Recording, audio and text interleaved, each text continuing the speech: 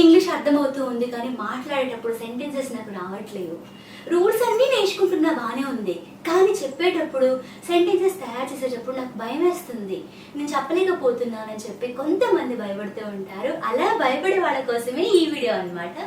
ఈ వీడియోలో నేను చెప్పబోయేటువంటి టిప్స్ ఏవైతే ఉన్నాయో అవి సైంటిఫికల్లీ ప్రూవెన్ టెక్నిక్స్ అన్నమాట. ఈ టెక్నిక్స్ మీరు కింద ఫాలో అయ్యారనుకోండి, తప్పకుండా మీరు ఫ్లూయెంట్ స్పీకర్ అవుతారు, ఎటువంటి డౌట్ లేదు అందులో. ఈ టెక్నిక్ విన్న తర్వాత మీకు రాలేదనుకోండి, నన్ను మీరు తిట్టేసేయండి, నేను పడతాను.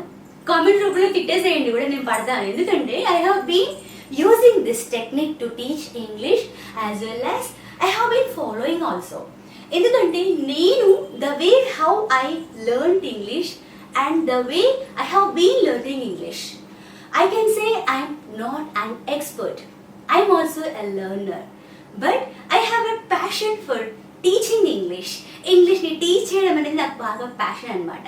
ఎవరైతే స్టూడెంట్స్ ఇబ్బంది పడుతూ ఉంటారో ఇంగ్లీష్లో, వాళ్ళ కోసం నేను ఛానల్ స్టార్ట్ చేయడం జరిగింది. అలాగే చాలా మంది స్టూడెంట్స్ కూడా ఈ వీడియో కోసం అడిగారు. ఈ వీడియో ఏంటి తెలుసా, అసలు స్టోరీస్ ద్వారా ఇంగ్లీష్ని మనం ఎలా నేర్చుకోవాలి అనేది ఈ వీడియో యొక్క ముఖ్య ఉద్దేశం. మేడం నాకు రూల్స్ తెలుస్తున్నాయి, ఈ తక్కువ స్టోరీస్ వల్ల నేను ఎలా ఇంగ్లీష్ మాట్లాడతా అని చెప్పి డౌట్ రావచ్చు. అసలు అదేం లేదు. ఈ వీడియోలో నేను మీకు ప్రాక్టికల్గా చూపిస్తాను. అసలు స్టోరీస్ని ఉపయోగించి అసలు ఎలా మనం లాంగ్వేజ్ ని ప్రొడ్యూస్ చేయొచ్చు, ఎలా లాంగ్వేజ్ ప్రొడక్షన్ జరుగుతుందో ఇప్పుడు నేను ప్రాక్టికల్ గా నేను చూపిస్తాను. వీడియో ఎండింగ్ వరకు ఉండండి, ఎందుకంటే ఈ వీడియో మీకు ప్రాక్టికల్ ఎక్స్పీరియన్స్ ఇస్తుంది అనమాట. ఓకేనా? ఫస్ట్ మీరు చేయాల్సింది ఏంటంటే, just expose your self to English environment. English వాతావరణానికి మిమ్మల్ని మీరు ఎక్స్పోజ్ చేయండి. But as you are Telugu people, where can we find English environment? Yes, we have so many opportunities. చాలా అవకాశాలు ఉన్నాయి. ఆ అవకాశాల్లో భాగంగా మన చేతిలో ఉంది యూట్యూబ్. యూట్యూబ్లో మనకు ఎన్ నెంబర్ ఆఫ్ స్టోరీస్ దొరుకుతాయి. షార్ట్ స్టోరీస్ ఉంటాయి. మీరు చేయాల్సిన పని ఏంటంటే, మీకు నచ్చిన స్టోరీని చూస్ చేసుకోవాలి. నాకైతే యానిమల్ స్టోరీస్ అంటే బాగా ఇష్టం. సో నేను ఎక్కువగా యానిమల్ స్టోరీస్ సజెస్ట్ చేస్తూ ఉంటాను స్టూడెంట్స్కి. అయితే కొంతమందికి అడ్వెంచరస్ స్టోరీస్ ఇష్టం ఉంటూ ఉంటాయి. విక్రమాదిత్య, బేతాళ, రాజులు ఇలాంటివి కూడా ఇష్టం ఉంటాయి. మీకు ఏది నచ్చితే అది చూస్ చేసుకోండి. ఓకేనా? బట్ మీకు ఇక్కడ టచ్ అవ్వాలన్నమాట. మీకు నచ్చిన స్టోరీని చూస్ చేసుకోవాలి. ప్లీజ్ ఎండింగ్ వరకు ఉండండి. ఈ టెక్నిక్ 100% మీకు సాటిస్ఫాక్షన్ ఇస్తుంది, ఎటువంటి డౌట్ లేదు. సోదిలాగా ఉందని మాత్రం అనుకోవద్దు. ప్రాక్టికల్గా నేను మీకు నేర్పిస్తాను అసలు స్టోరీస్ని ఉపయోగించి మనం ఎలా నేర్చుకోవచ్చు అనేది ఇంగ్లీష్ని. మెయిన్ ఏంటంటే, ఈ రకంగా నేర్చుకోవడం వల్ల మనకు కాన్ఫిడెన్స్ లెవెల్స్ డెవలప్ అవుతాయి. ఫస్ట్ భయం పోతుంది, మీ మీద మీకు నమ్మకం వస్తూ ఉంటుంది. And finally you will be able to produce some sentences by using something what ever you know. మనకు కావాల్సింది కూడా అదే. మనకు కొంచెం తెలిసినా సరే దాన్ని ఎక్స్ప్రెస్ చేయగలిగేది రావాలి. అది రావాలి అంటే మనమే క్రియేట్ చేసుకోగలగాలి ఇంగ్లీష్ వాతావరణాన్ని. అందులో భాగంగా నేను మీకు ఈ టెక్నిక్ చెప్తున్నాను. How can we learn English through stories. This is our class అనమాట. ఈ క్లాస్లో మనం ఫస్ట్ చేయాల్సింది ఏంటంటే, మీకు నచ్చిన స్టోరీని చూస్ చేసుకోండి. నేనైతే యానిమల్ స్టోరీస్ అని చెప్పాను కదా, సజెస్ట్ చేస్తాను. అవి ఒక యానిమల్ స్టోరీ నేను చూస్ చేసుకున్నాను అనమాట. ఫర్ ఎగ్జాంపుల్ 2 frogs తీసుకుందాం. చిన్న స్టోరీ, 1.5 minutes ఆర్ 2 minutes. 2 minutesకి దాటిపోవద్దు. స్టార్టింగ్లో ఉన్నాం కదా మనము, కాబట్టి 2 minutes స్టోరీస్ అని కొట్టారనుకోండి, చాలా స్టోరీస్ వచ్చేస్తాయి. సో నేను వచ్చేసి ఈ స్టోరీ చూస్ చేసుకున్నాను, 2 frogs అనమాట. ఈ స్టోరీని మనం ఏం చేయాలంటే, ఫోకస్ తోటి వినాలి. వినేటప్పుడు కూడా ఎలా వినాలి తెలుసా? మనం వినేటప్పుడు స్టోరీని చాలా మనసు పెట్టి వినాలి. While listening to that story you have to focus on stress, pause, intonation and articulation. అంటే అర్థం ఏంటంటే, అసలు స్టోరీ ఏ పిచ్ తోటి స్టార్ట్ చేసింది, స్టోరీ టెల్లర్ ఉంటారుగా ఆమె ఎలా స్టార్ట్ చేసింది, ఏ ఫీల్ ని ఎలా ఎక్స్ప్రెషన్ తో చెప్పింది, ఇది కూడా మనకు చాలా ముఖ్యం. ఎస్, సాడ్ దగ్గర ఆమె సాడ్ గా ఫీల్ చెప్తూ ఉంటుంది, హ్యాపీనెస్ దగ్గర హ్యాపీనెస్ తో చెప్తుంది. సో ఇలాగ మనము ఆ పిచ్ లెవెల్ ఏదైతే ఉంటుందో దాన్ని బాగా మనం పట్టేయాలన్నమాట. ఎస్, ఆ రకంగా మనం చేస్తూ ఉండాలి. సో ఇక్కడ నేను చెప్పాను కదా 2 frogs స్టోరీ అని చెప్పేసి, ఈ స్టోరీని ఇప్పుడు నేను మీకు డిస్ప్లే చేస్తాను. మీరు కూడా ఈ స్టోరీని ఒక్కసారి వినండి. అయితే మీరు వినేటప్పుడు మాత్రం 3 times వినాలి. మేడం 3 సరిపోద్దా, నేను 4 సార్లు వింటా అంటే happy, but you have to listen to that story more than 3 times. ఇది చాలా అవసరం. Just listen to that for more than 3 times. 3 సార్ల కంటే ఎక్కువగా దాన్ని మీరు బాగా వినాలి. విన్న తర్వాత ఏం చేయాలి? సో ఇప్పుడు నేను స్టోరీ చూపిస్తున్నాను. ఈ స్టోరీని కొంచెం ఫాస్ట్ మోడ్ లో పెడుతున్నాను. It was a very hot summer. All the ponds and lakes had dried up.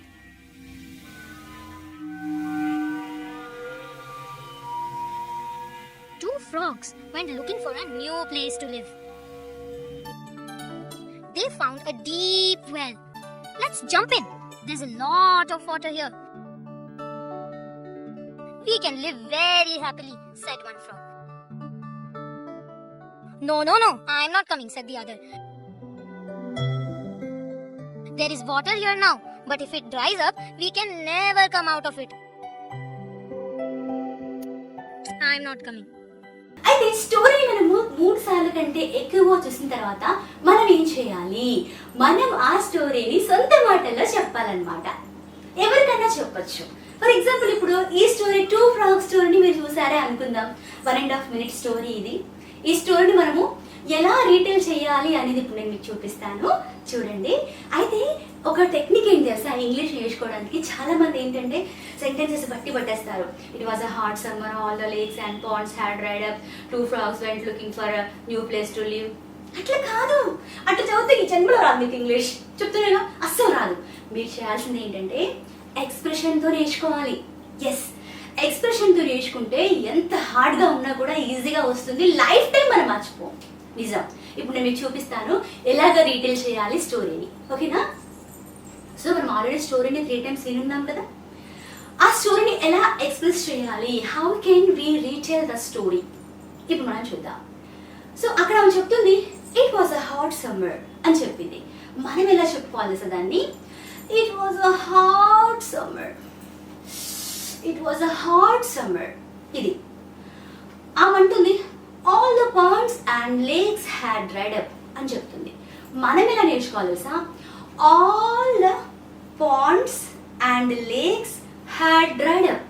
Action చూసారా? Had dried up. Dried up means ఎండిపోయాయి.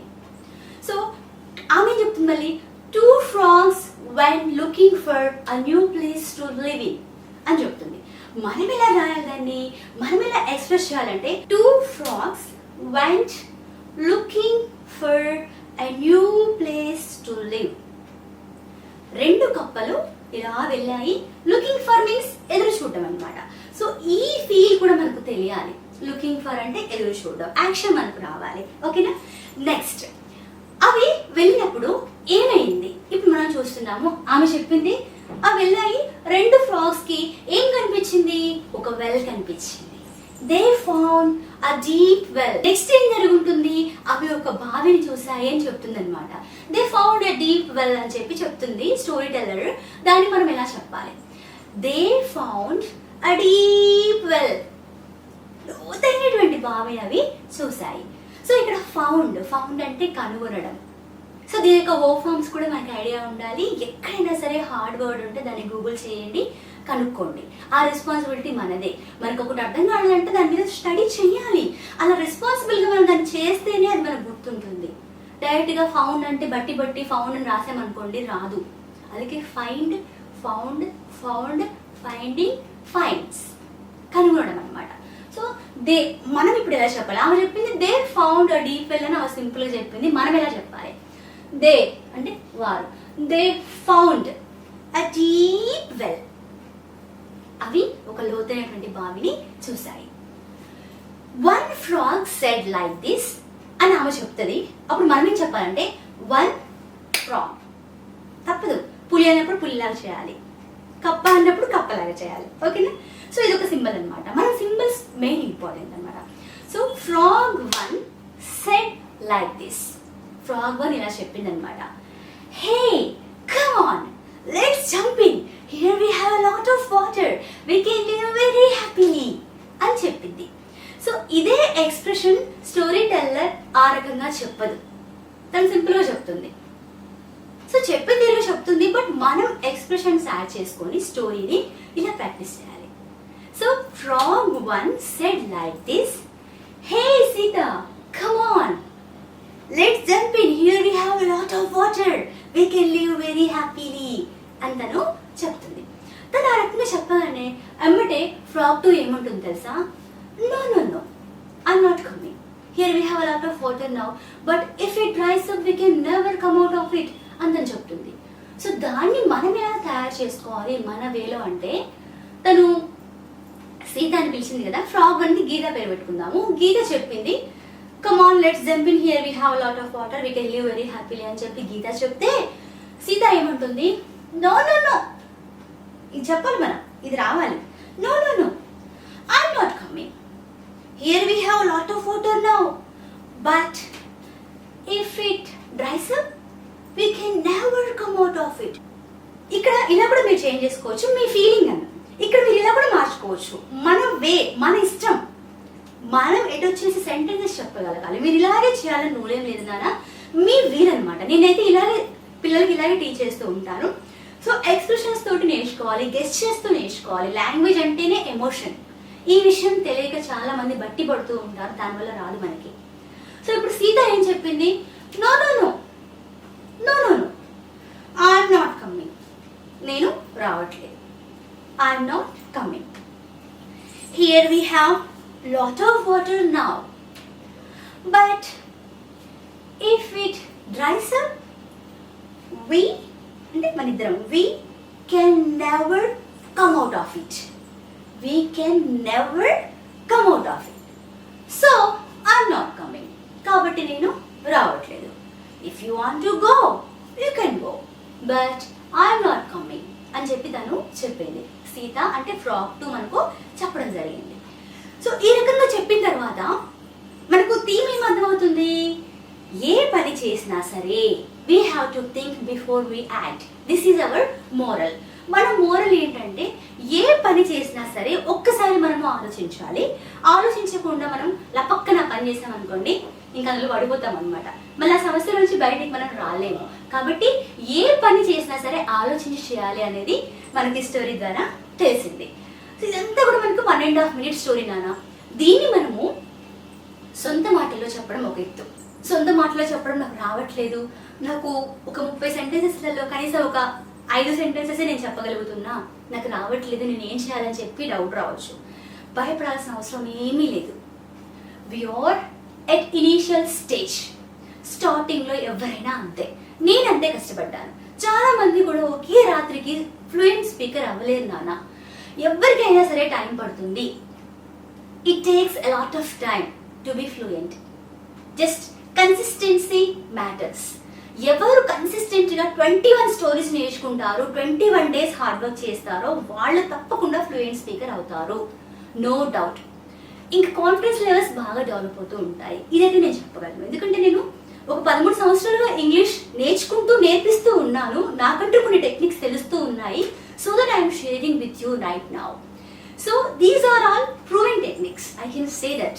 దాన్ని నేను చెప్పగలను, ఎందుకంటే మా స్కూల్లో పిల్లలందరికీ కూడా టకా టకా టకా టకా చెప్పేస్తారు స్టోరీస్. టకా టకా టకా టకా డైలీ యాక్టివిటీస్ చెప్పేస్తారు, రొటీన్ చెప్పేస్తారు వాళ్ళే. ఎందుకంటే ఇవన్నీ కూడా మేము యాక్టివిటీ బేస్డ్ లెర్నింగ్ అనమాట. దీన్ని మనం యాక్టివిటీ బేస్డ్ లెర్నింగ్ అంటాం.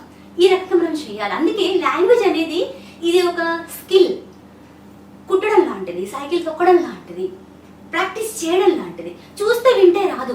ఇప్పుడు విన్నా ఒక ఎత్త స్టోరీ, దాన్ని సొంత మాటలు చెప్తున్నాం, రెండో ఎత్తు.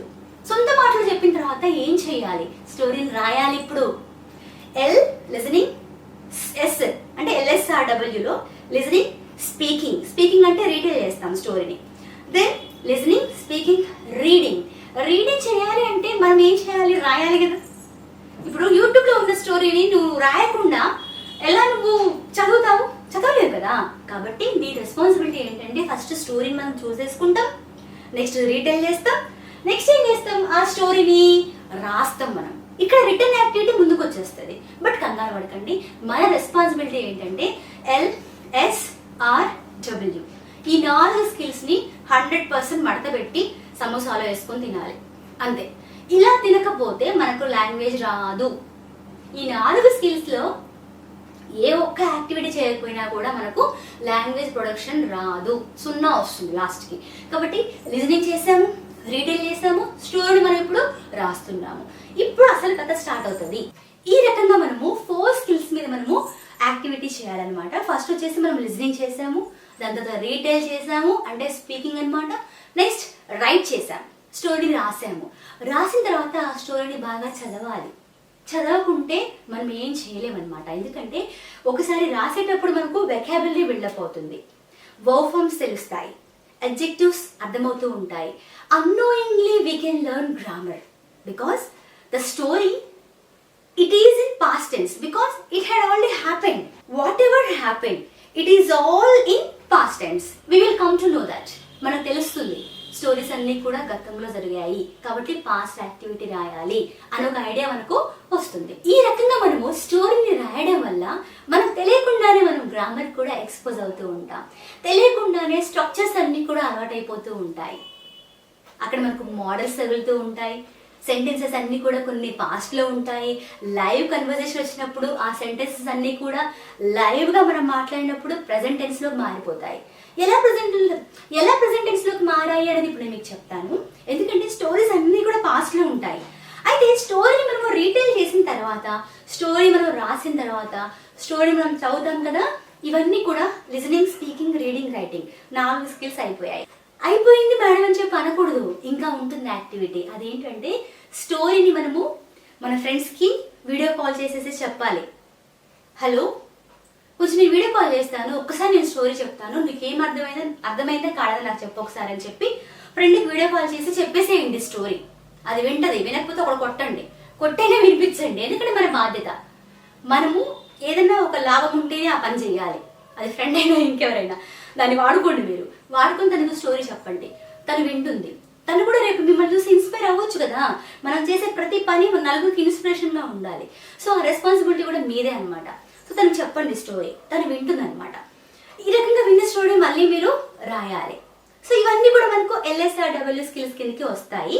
అయితే నెక్స్ట్ ఏం చేయాలి అని ఇప్పుడు నేను చెప్తాను. నెక్స్ట్ ఏంటంటే you have to divide characters. ఈ స్టోరీలో ఉన్నటువంటి క్యారెక్టర్స్ ఏంటి అనేది డివైడ్ చేయాలి. మన స్టోరీలో ఎన్ని క్యారెక్టర్స్ ఉన్నాయి? ఇప్పుడు 2 frogs అని చెప్పాను కదా, 2 క్యారెక్టర్స్ ఉన్నాయి.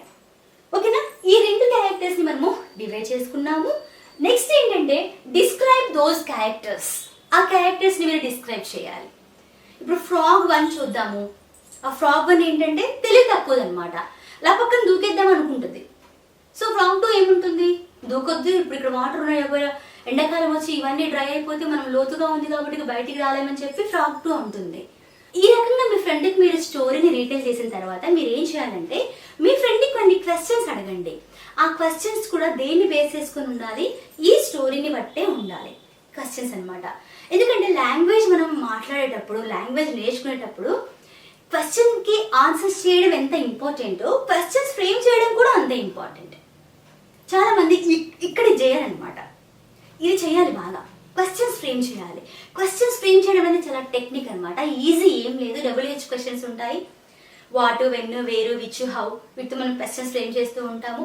ప్రాబ్లమ్ని మనం ఐడెంటిఫై చేయొచ్చు. అలాగే ఎన్ని క్యారెక్టర్స్ ఉన్నాయి, how many characters are there, లేదా నీకు ఏది నచ్చింది, which character do you like the most, లేదా నువ్వు frog 1 ప్లేస్లో ఉంటే నువ్వేం చేస్తావు అన్నప్పుడు if you were in the place of frog 1 how would you react to this situation అని అడగవచ్చు. ఈ రకంగా రకరకాల క్వశ్చన్స్ అడగవచ్చు.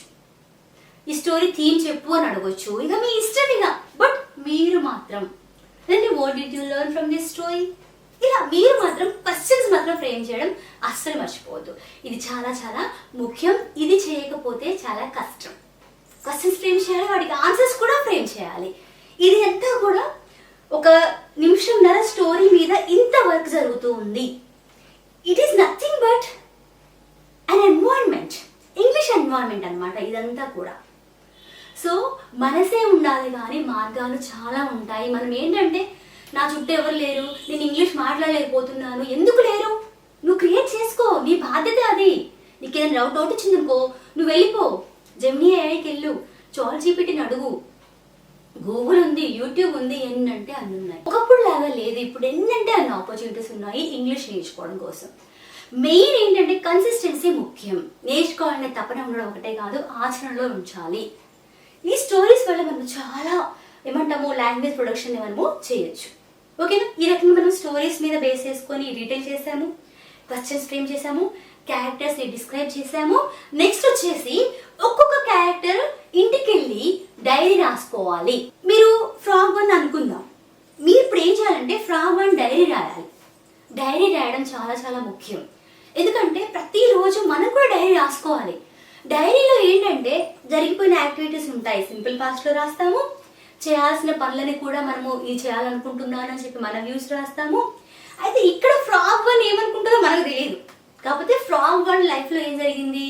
Today I faced a difficult situation.